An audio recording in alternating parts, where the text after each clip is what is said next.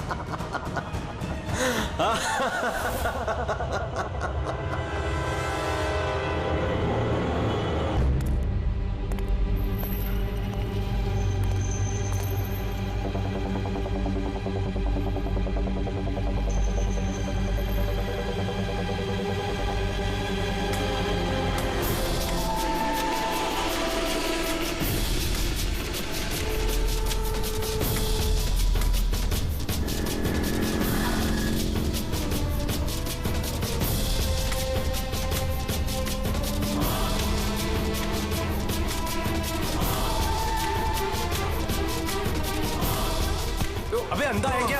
देख के नहीं चल सकता क्या? अंधा ही हूँ भाई। अरे अरे भाई सॉरी, मेरी छड़ी मुझे पता नहीं था। आपको ऐसे नहीं निकलना चाहिए, कहीं चोट लग जाएगी आपको। माफ करिए, पर मुझे ध्यान देना चाहिए। ठीक है, आराम से जाइएगा। जी जी। आप चले जाएंगे या मैं छोड़ के आऊँ? नहीं नहीं, मैं चला जाऊंगा। ठीक है, थैंक यू।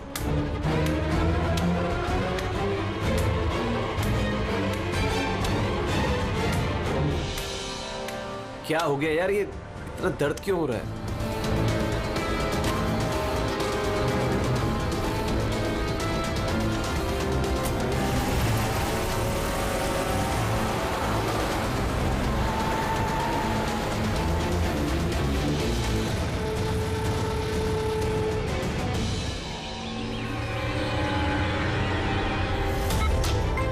कुछ नहीं होगा रमन, तुम्हें कुछ नहीं होगा। होल्ड ऑन रमन, पैर पकड़ो। डॉक्टर इंजेक्शन, जल्दी फास्ट क्विकली। डॉक्टर इंजेक्शन दो जल्दी।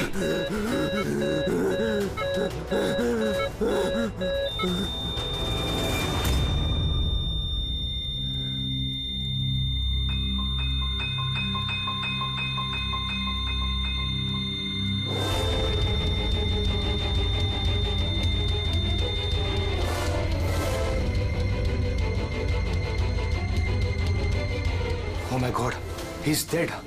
और इनकी मौत नेचुरल भी नहीं है। अब क्या?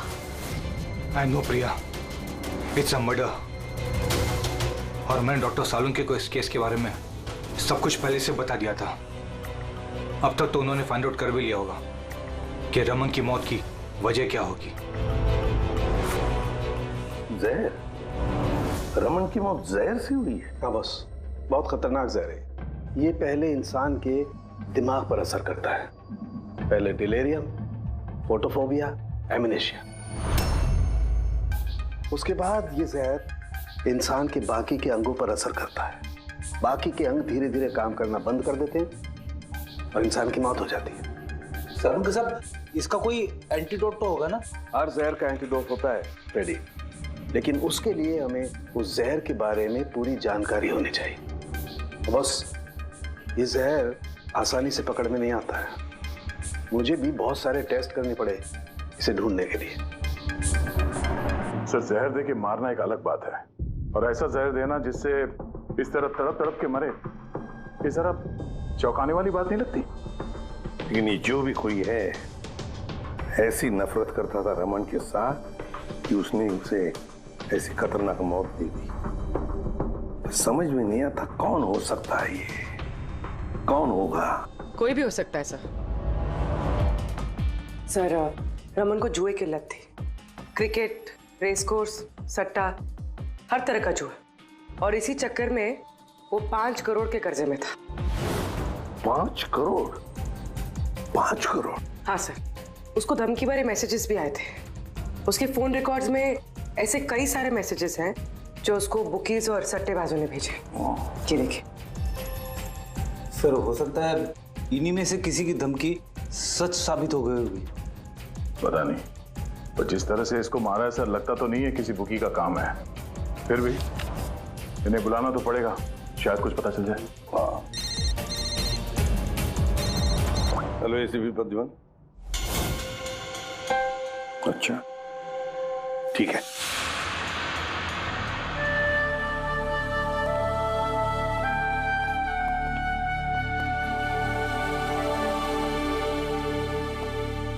आप रमन का चचेरा भाई हितेन। हितेन, किसी ने रमन का खून कर दिया है। क्या लगता है आपको किसने किया होगा? मुझे नहीं पता सर। बुरे काम का बुरा नतीजा, एक ना एक दिन तो ये सब होना ही था सर।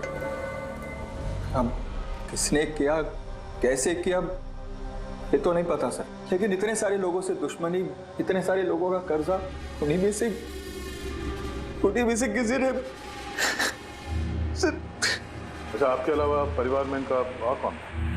माँ है इसकी, लेकिन अब वो कहाँ पर है ये मुझे नहीं पता।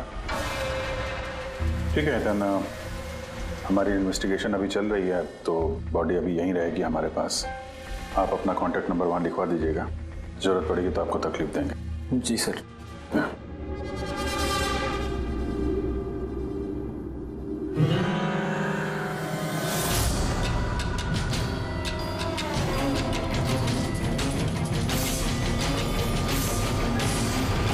सबका उतना दुखी है नहीं जितना ही दिखा रहा है। हाँ, बॉडी ले जाने की जल्दी नहीं थी, जैसे ही बोला जाओ तो निकल गया। कोई पूछताछ नहीं कब मिलेगी बॉडी। गड़बड़ है, गड़बड़ है ये हितेन, बड़ी गड़बड़ है। ऐसे लग रहा था जिसे ये बात पक्की करने आया था कि रमन मरा है या नहीं। नजर रखो उस पर। रमन, बेटा, रमन क्या हुआ बेटा? रमन, मैम, आप बेटा मेरा रमन, माँ मैं इसकी वसुंधरा। बेटा क्या हुआ? मैं तो तेरा इंतजार करती रही कि तू आएगा और मुझे घर ले जाएगा एक दिन, पर तू तो इतना दूर चला गया बेटा। रमन, तो आप अपने बेटे रमन के साथ नहीं रहती थी? जी नहीं सर। आप? सर मेरा नाम मदन है। भगवान, मुझे क्यों बिठा रखा यहाँ पे? उठा लेता मुझे ही। संभालो अपने आप को। और कितना रोग इस नालायक के लिए। इसको अपनी करनी की सजा मिली है। नहीं बेटा, ऐसा मत कहो। चाहे जैसा भी था, बेटा था मेरा। क्यों, ऐसा क्या किया था इसने इनके साथ? इन्हें अपने ही घर से बाहर निकाल दिया, सड़क पर छोड़ दिया अकेले। ऐसा क्यों? बोला माँ बहुत कर्जा है, घर बेचना पड़ेगा और मेरा खर्चा भी नहीं उठा सकता, इसीलिए मुझे छोड़ दिया। और फिर क्या करती सर, ठीक से दिखाई नहीं देता, कहाँ जाती मैं, पड़ी रही फुटपाथ पे, भूखी प्यासी बेघर बेसहारा।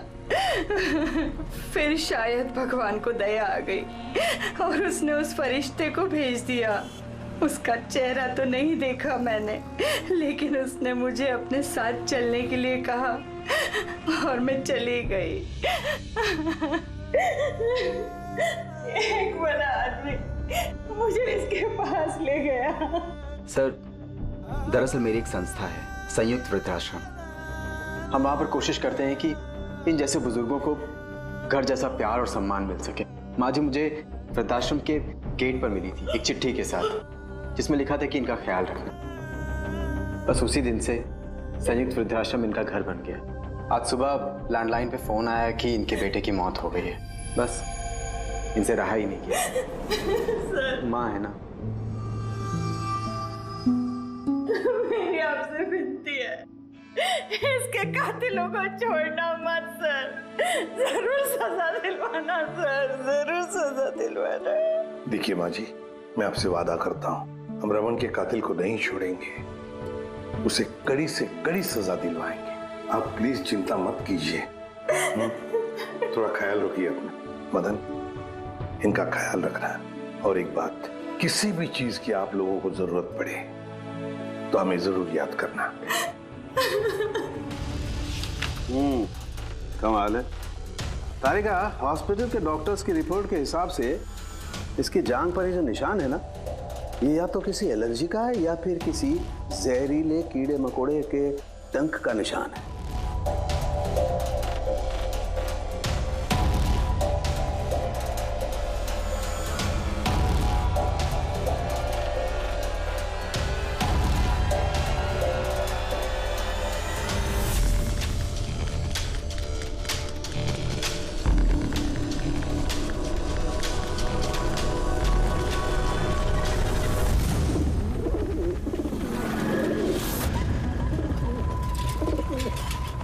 सर, इस हितेन की हरकतें ठीक नहीं लग रही है सर। ऐसे ऐसे लोगों के साथ उसका उठना बैठना है, उस पर शक करना बनता है सर। एक और बात है सर, कुछ समय पहले ये रमन ने उसे अपने घर से निकाल दिया था।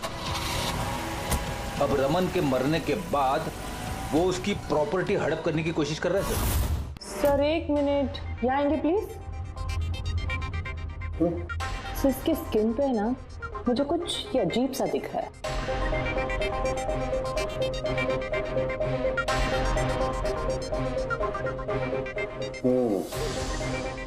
तारिका, ये जो अजीब सी चीज है ना, दरअसल ये पैराफिन है। पैराफिन? मोम। अरे तो इसका मतलब वो जहर इसके थाई में नहीं इंजेक्ट किया गया? किया गया, वो जहर इसकी थाई में ही इंजेक्ट किया। तो फिर ये मोम कहाँ से आया? मोम कहाँ से आया? तारिका, यहाँ से खूनी ने जहर इंजेक्ट किया। दरअसल ये जहर मोम से, पैराफिन से कोटेड था, इसीलिए इसकी इस चमड़ी पर भी और इसके खून में भी हमें पैराफिन मिला है। क्योंकि खूनी नहीं चाहता था कि ये जहर तुरंत इसके शरीर में जाकर के असर दिखाए, इसलिए उसने इसे कोट कर दिया। और ये जो जहर है, इसको माइन, ये एक बायो पॉइजन है, जैविक जहर। खूनी ने इसे मोम से कोट किया, इसके शरीर में इंजेक्ट किया और फिर इसके शरीर की गर्मी से मोम पिघलने लगा और वो जहर इसके खून में मिलकर के अपना असर दिखाने लगा। मतलब ये जहर किसी लिक्विड फॉर्म में नहीं, बल्कि पैलेट यानी छोटी गोली के फॉर्म में इसके शरीर में डाला गया है। एग्जैक्टली।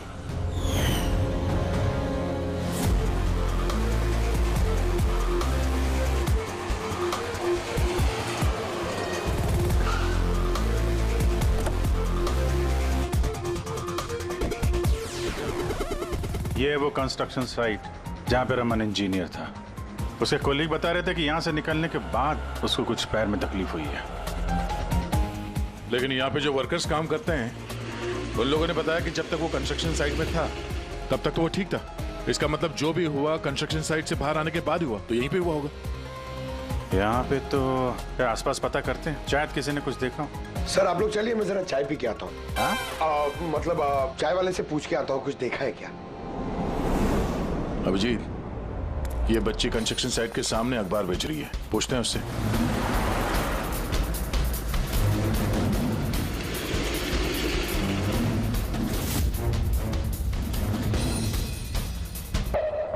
क्या नाम है बेटा आपका? चुटकी।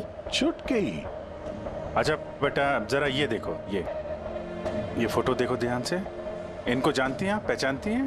हाँ, ये अंकल तो हमेशा मुझसे अखबार खरीदते थे, पर 3 दिन से ये नहीं आए। तो 3 दिन पहले आपने इस अंकल को यहाँ पे देखा था? हाँ, एक आदमी के साथ ये टकरा गए थे। इनको चोट भी लगी थी। वो आदमी बहुत अजीब था। अजीब मतलब? ओ, अबे अंधा है क्या? देख के नहीं चल सकता क्या? अंधा ही हूँ भाई।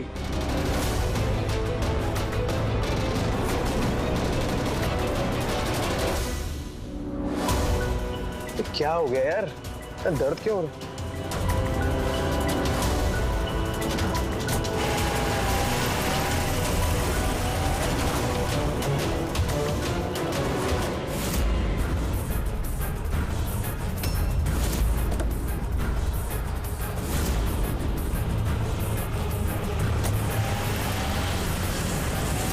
अंधा नहीं था और उसी ने हमला किया रमन पे।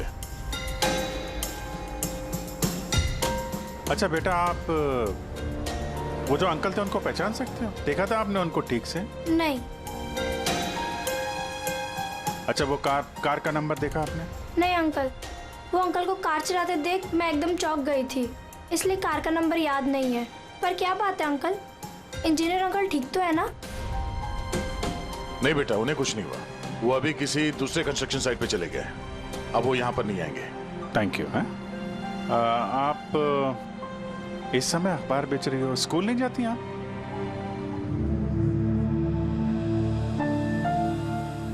क्या बात है, हैं? स्कूल तो जाना चाहिए। आप कितनी इंटेलिजेंट लड़की हो। एक्चुअली हर बच्चे को स्कूल जाना चाहिए और आपको भी जाना चाहिए। पर स्कूल जाने के लिए बहुत सारे पैसे चाहिए ना अंकल, मेरे पास पैसे नहीं है। बेटा अगर आपको पैसे ना देना पड़े तो आप स्कूल जाएंगी? हाँ अंकल जरूर जाऊंगी, मुझे पढ़ना है।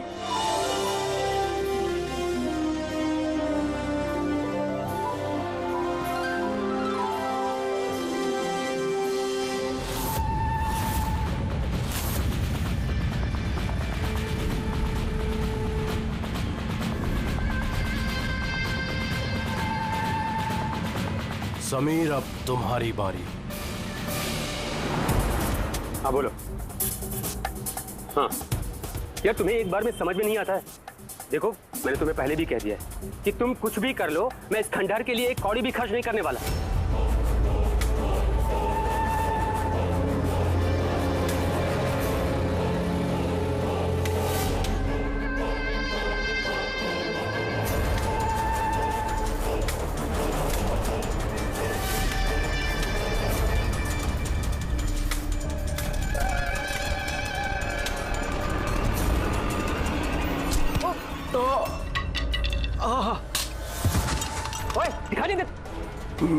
मेरी छड़ी।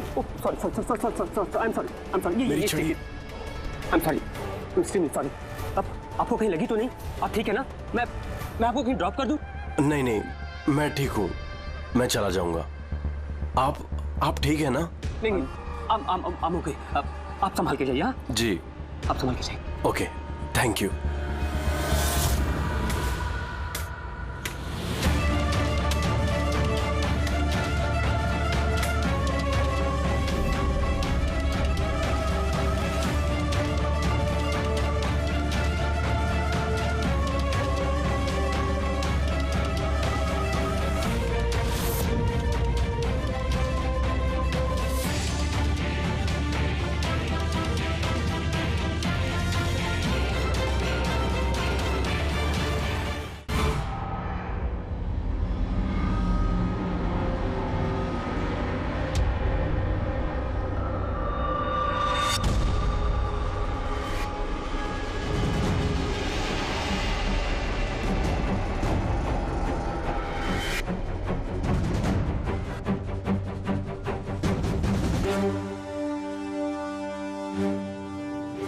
हाँ के क्या पता चला?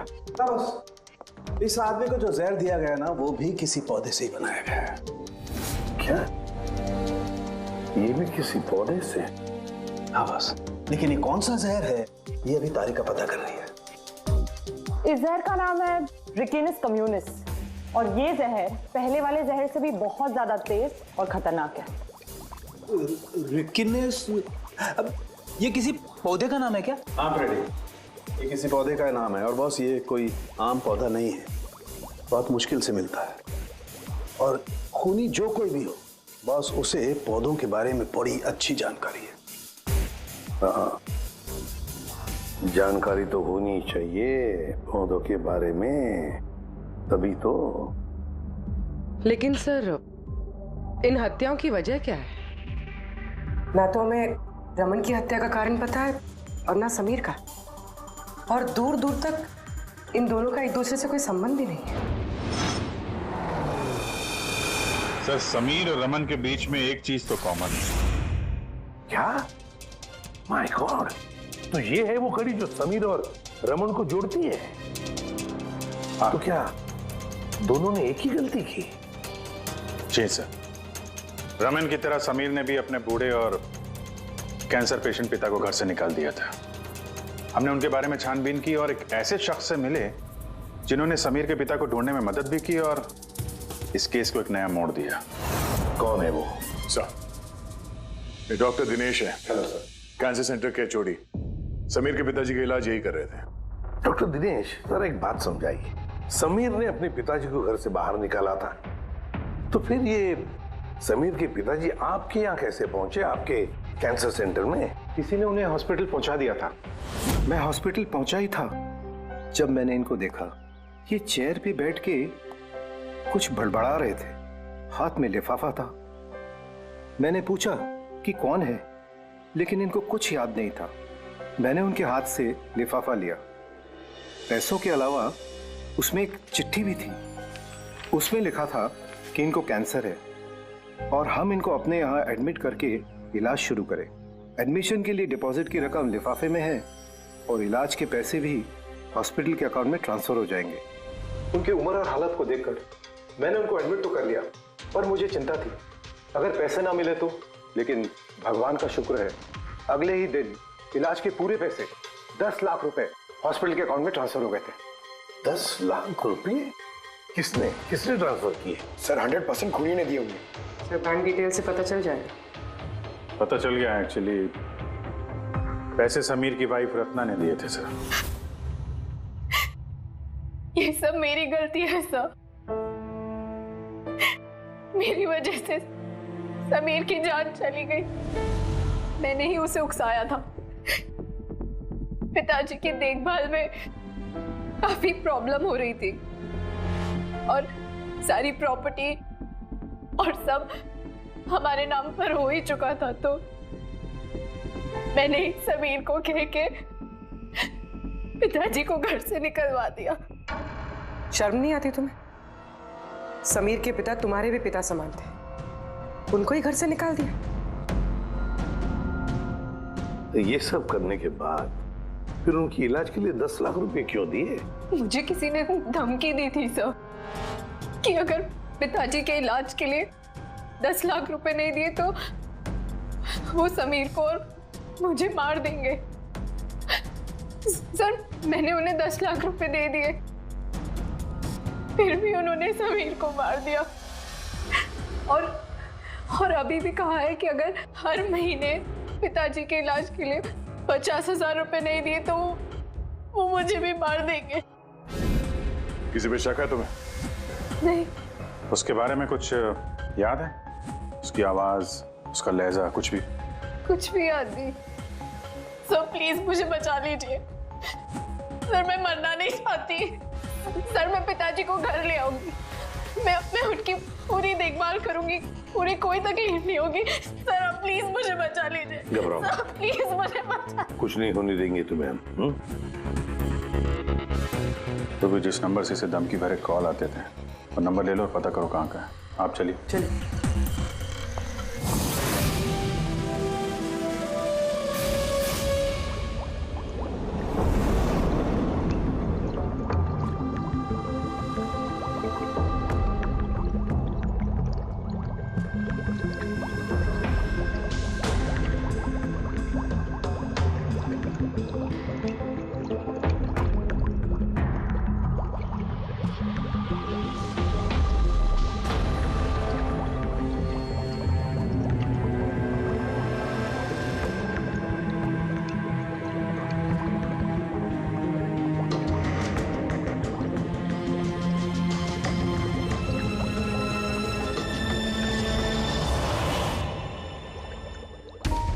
सर हमने इतने सारे एंटीडोट्स बना लिए, लेकिन इसकी क्या गारंटी है कि खूनी इन्हीं में से किसी जहर का इस्तेमाल करेगा।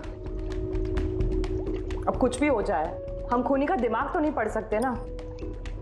तुम्हारी बात बिल्कुल ठीक है तारिका, लेकिन एक बात समझो, खूनी इन पौधों का जहर निकाल करके इस्तेमाल कर रहा है, इन पौधों का पहले से भी ज्यादा तेज हर बार।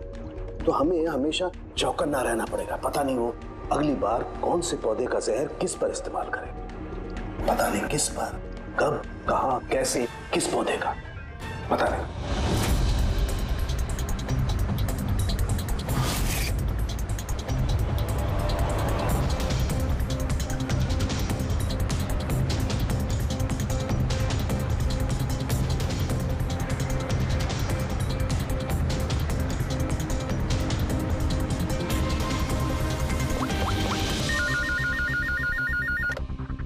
हेलो। हाँ पूर्वी बताओ। सर वो फोन बूथ जहाँ से कातिल ने रत्ना को धमकी भरे कॉल्स किए थे, वो ये भाईंदर रेलवे स्टेशन के पास है। Bhayandar railway station? तो वहाँ तो बहुत भीड़ भाड़ रहती है। जाहिर सी बात है उसने ब्लाइंड मैन के भेस में तो किया नहीं होगा। बड़ा मुश्किल है पता लगाना। सर किसी को कुछ पता तो नहीं है, लेकिन एक खास बात यह है कि ये कॉल्स सुबह 11 से 12 के बीच किए गए हैं और रेलवे स्टेशन के पास एक बस स्टैंड भी है जहाँ से बस जाती है पुणे। बस स्टैंड भी पास में ही है, तो ट्रेन से भी जा सकता है और बस से भी। चलो कोई बात नहीं, देखते हैं। भाईंदर, इसका मतलब कि खूनी मुंबई से ही है और सिर्फ समीर का खून करने के लिए पुणे गया था। तो पुणे वो ट्रेन से गया होगा या फिर बस से या फिर कोई प्राइवेट गाड़ी या फिर खुद की गाड़ी से। वही तो सर, खूनी को पता था कि हम लोग रत्ना तक पहुंच जाएंगे और ये कॉल वाली बात खुलेगी, इसलिए वो हमें गुमराह कर रहा है। सर खेल खेल रहा है हमारे साथ। हाँ, खेल खेल रहा है। मगर सर हम लोग खूनी तक पहुंचेंगे कैसे? हमारे पास उसके खिलाफ तो कोई इंफॉर्मेशन है ही नहीं और हमें यह भी नहीं पता है कि उसका अगला शिकार कौन होने वाला है। पंकज, इससे पहले कि खूनी अपनी शिकार तक पहुंचे, हम शिकार उसके सामने डाल देंगे। ये घटना आज सुबह 10 बजे की है। मुंबई के गोरेगांव रेलवे स्टेशन पर एक बुजुर्ग ने रेल के नीचे आकर अपनी जान देने की कोशिश की। वहां मौजूद लोगों ने उन्हें बचा लिया। आइए जानते हैं कि आखिर वो क्या वजह है जिसने एक बुजुर्ग को ये करने पर मजबूर कर दिया। क्यों पकड़ के रखा हुआ? छोड़ दो मुझे, मैं नहीं जीना चाहता हूँ। क्या करूंगा मैं जी करके? लेकिन आपके साथ हुआ क्या है? आखिर आप क्यों मरना चाहते हैं? क्या हुआ? मेरे साथ क्या हुआ? मुझे मेरे इकलौते बेटे ने घर से बाहर निकाल दिया धक्के दे करके। मैंने अपने बच्चे को इतने प्यार से पाला पोसा और उसने मुझे घर से बाहर निकाल दिया। ये तो बड़े दुख की बात है। आखिर क्या हो गया हमारी आजकल की पीढ़ी को? आपका बेटा करता क्या है? क्या करता है? स्कूल जाता है। टीचर है? नहीं, पढ़ता है, स्कूल में पढ़ता है।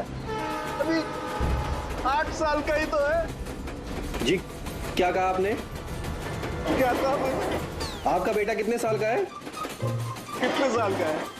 आपने कहा 8 साल का है। मेरा बेटा 8 साल का है, उसने मुझे घर से बाहर निकाल दिया। मैं मर जाऊंगा। सुना आपने? इनका दावा है कि इनके 8 साल के बेटे ने इनको घर से बाहर निकाल दिया। आखिर क्या वजह है? कौन है ये 8 साल का बच्चा? रेल की पटरी पर जान देने की कोशिश करने वाले बुजुर्ग के 8 साल के बेटे का पता चल गया है। वो दरअसल 33 साल का सॉफ्टवेयर इंजीनियर है। बुजुर्ग की दिमागी हालत ठीक नहीं है, इसलिए अब भी वो उसे 8 साल का बच्चा ही समझते हैं। उनका बेटा अमेरिका में रहता है और उसने उन्हें घर से बाहर निकाल दिया है। उसके बाद ही बुजुर्ग ने अपनी जान देने की कोशिश की। आइए उनके बेटे से ही पूछते कि उन्होंने आखिर ऐसा क्यों किया। सर एक सवाल सर, क्या ये सच है कि आपने अपने पिताजी को घर से बाहर निकाल दिया है? हाँ ये सच है। सर आखिर आपने ऐसा क्यों किया? आपको एक बार भी बुरा नहीं लगा? हाँ निकाला मैंने और बुरा भी नहीं लगा। आप जानते हैं इनको? आपने कभी झेला इनको अल्जाइमर्स की बीमारी है। मैं पागल हो गया उनका ख्याल रखते रखते। मेरी खुद की एक लाइफ है, मेरी वाइफ है, मेरी फैमिली है। मैं क्या करूं? कब तक पैसे दे के इनका ट्रीटमेंट का काम कराते रहूं? मैं पैसे नहीं है मेरे पास, सब खत्म हो गया। अरे यहाँ से, अरे छोड़ दो मेरा पीछा, मेरे दूर चले जाओ मुझसे। परेशान हो गया हूं आपसे मैं। ये तमाशा देखो खड़ा कर दिया। खुश हो गए? चले जाओ मुझे छोड़ गए यार। Sir sir sir sir sir sir कभी आप भी तो छोटे थे ना। इन्होंने आपको पाल पोस के बड़ा किया, इस लायक बनाया, और आपने इन्हें घर से ही बाहर निकाल दिया। तुमको बहुत प्यार आ रहा है? हाँ? जा अडॉप्ट कर ले जाके। दिमाग खराब मत करो मेरा। तुमको जो करना था ना तुमने आके कर लिया बवाल खड़ा। प्यार भी मिल गई ना तुमको, पैसे कमा लिए ना। हटो यहाँ से। तो देखा आपने कि किस तरह एक लड़के ने अपने बाप को घर से बाहर निकाल दिया। अब ये बेचारे बुजुर्ग कहाँ जाएंगे, किसके साथ रह जाएंगे? इन्होंने अपनी सारी पूंजी अपने लड़के पे लगा दी, और आज इनके लड़के ने इनको घर से ही बाहर निकाल दिया।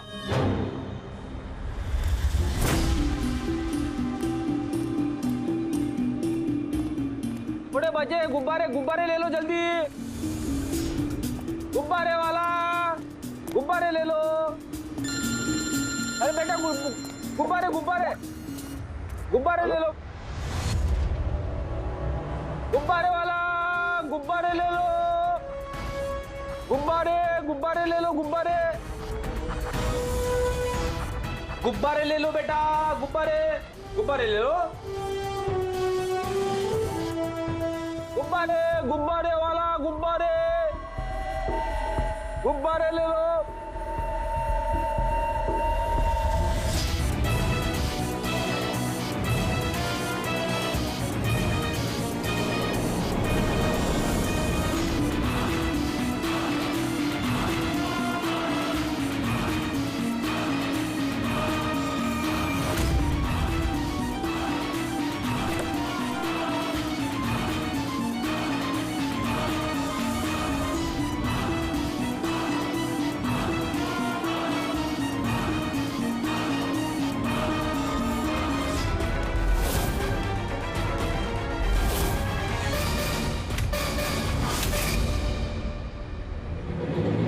सर सर एक अंधा बिल्डिंग की तरफ आ रहा है।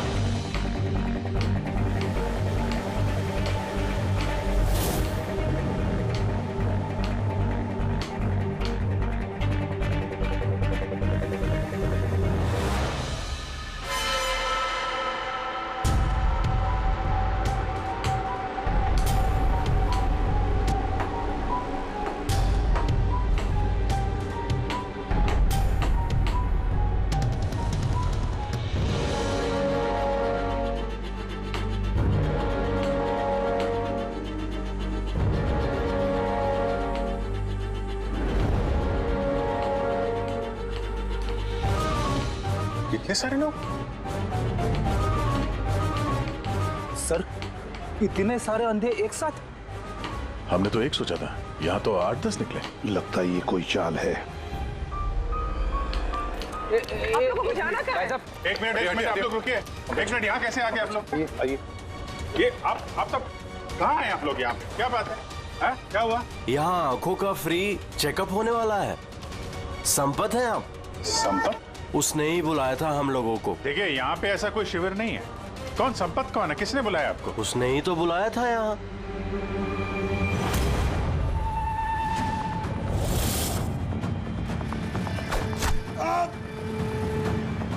पंकज पंकज पंकज क्या हुआ? पंकज वो रहा, पकड़ो उसे, छोड़ना नहीं।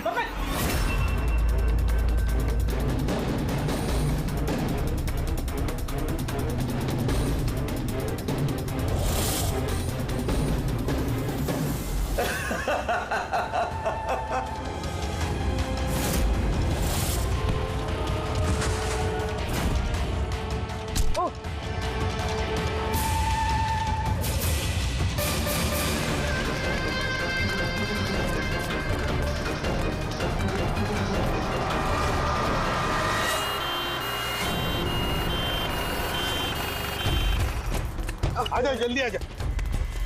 पंकज तुझे कुछ नहीं होगा। पंकज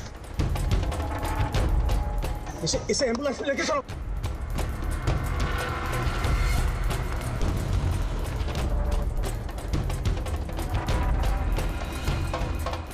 पंकज, पंकज, तुझे कुछ नहीं होगा। पंकज, तारिका ये लो, इससे जहर का पता करो। अगर जहर का पता नहीं चला तो हम एंटीडोट नहीं दे पाएंगे। मेरी बात सुन रहे हो तुम? सुना नहीं है पंकज, आंखें बंद मत होने देना। आदिश, हमारे पास इसका एंटीडोट हो, वरना हमें इसे हॉस्पिटल ले जाना पड़ेगा। एंड आई एम श्योर ये वाला जहर पहले वाले जहर से बहुत ज्यादा स्ट्रॉन्ग है। तारिका एक काम करो, नेशनल बायो सेंटर को फोन करो और उसे लाइन पर रखो।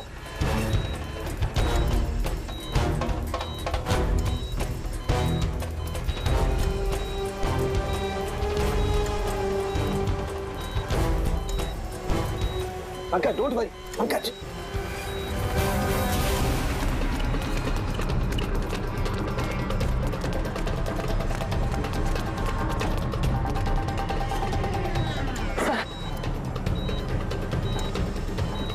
ओह माय गॉड, ये नहीं हो सकता है। और सूत्र तो जहर ही बदल दिया। लेकिन सर हमारे पास इतने सारे एंटीडोट है, कोई ना कोई तो काम करेगा ना। कोई काम नहीं करेगा बॉस, ये पौधे का जहर ही नहीं है, उसने जहर बिल्कुल बदल दिया है। अब क्या होगा सर? करना कुछ यार। पंकज, पंकज कीप ब्रीदिंग, सब ठीक हो जाएगा। हाँ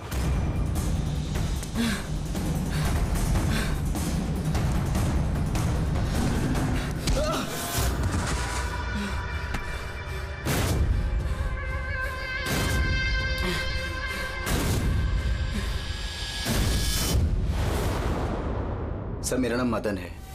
तुमने क्या ये सब? क्यों पड़े हो मेरे पीछे? मैंने जो किया सही किया। लोगों की जान लेना सही है? मैंने सिर्फ बुरे लोगों को सजा दी है सर। जो लोग अपने माँ बाप का ख्याल नहीं रखते ना, उनको इस दुनिया में जीने का कोई हक नहीं होता। जब मेरी माँ की मौत हुई थी तो मेरी दुनिया उछड़ गई थी।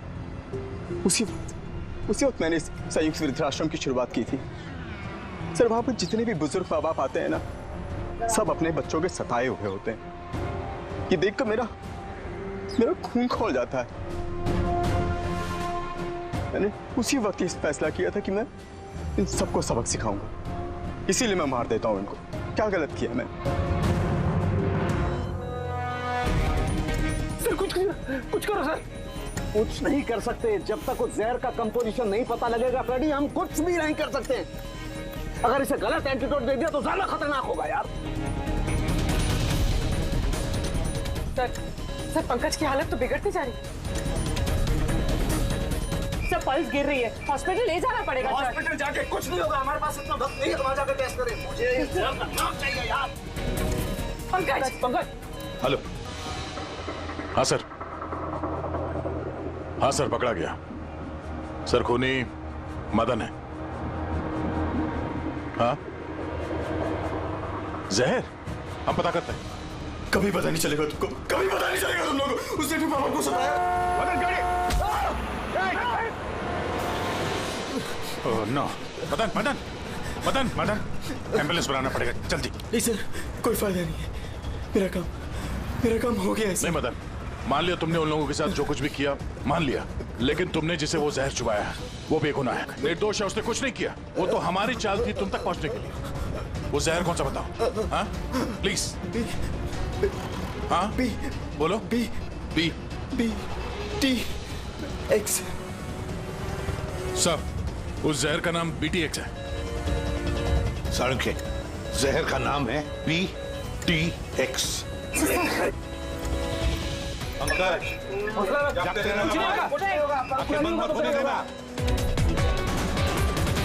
माँ मैं आ रहा हूँ। मदन, बस हो गया, you'll be all right। बस अब पंकज को कुछ नहीं हो सकता है, कुछ भी नहीं। Welcome my boy. घबराओ मत, कुछ नहीं होगा तुम्हें। तुम आदमी अच्छे थे मदन, लेकिन तुमने जो किया वो सही नहीं था। ये तो चला गया अभिजीत, तो चाहे कुछ भी हो जाए, इसका वो वृद्धाश्रम बंद नहीं होने देंगे। हम भी उन बुजुर्गों का वैसा ही ख्याल रखेंगे जैसे इसने रखा।